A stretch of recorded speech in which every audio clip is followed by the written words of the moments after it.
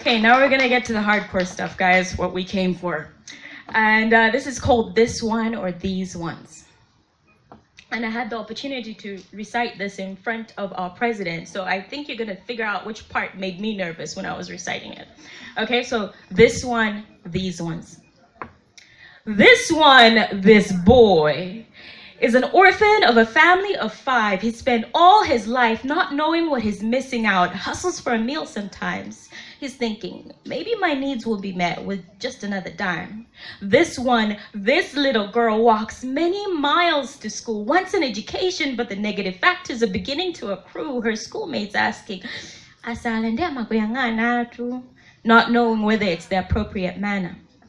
This one, this man is vision impaired, needs to hear you and feel you to know that you are there, but our society is apprehensive about him and his ways, so he spends his life living segregated days.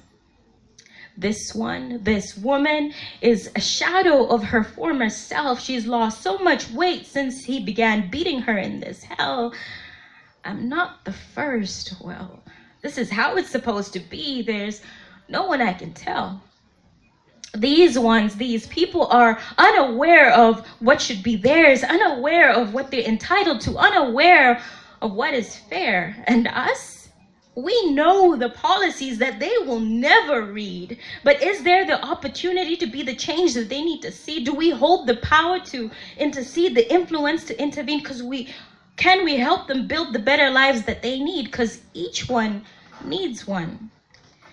So I wrote this poem for this one. Not for you, not for me, but for them. See, yes, I wrote this poem for this one in distress, trying to press on against the storms. Because you see, this one, they will never read these policies if they can read at all. These policies would be too deep in verbose terminology, not even mentioning the limits of their vocabulary. So I wrote this poem for this one, for the houseboy who's getting paid minimum wage and has to be content because even dead-end jobs are scarce till this day.